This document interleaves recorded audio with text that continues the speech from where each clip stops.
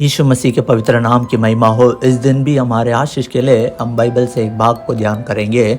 Bible में शामुएल भविष्यद्वक्ता शाऊल राजा को देखकर कहता है, परमेश्वर अपने हृदय के करीबी एक इंसान को राजा के समान चुनेंगे।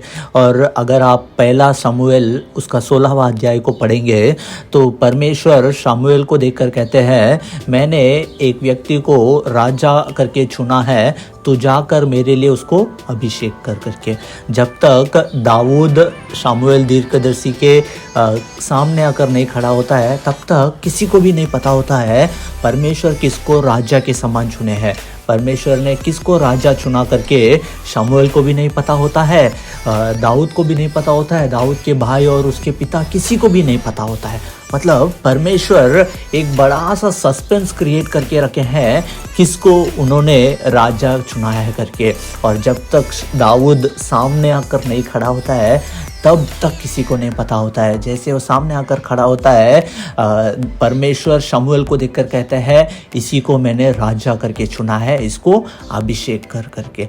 मतलब परमेश्वर हमारे भी जीवन में बहुत सारे सस्पेंस रखे हैं। परमेश्वर ने हमारे जीवन में जितने भी आशीष रखे हैं वो सारे आशीष को परमेश्वर सस्पेंस के रूप में रखे हैं।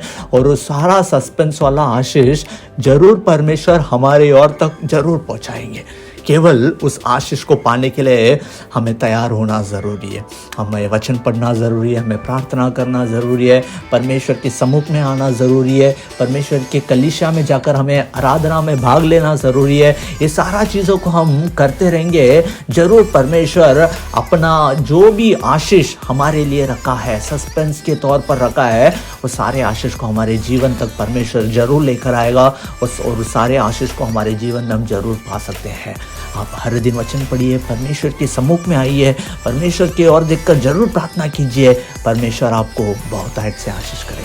इसे ध्यान कीजिए ताकि परमेश्वर जरूर आपको आशीष करे। यदि यह आपका आशीष का कारण है तो इसे जरूर दूसरों के साथ भी आप बांटें।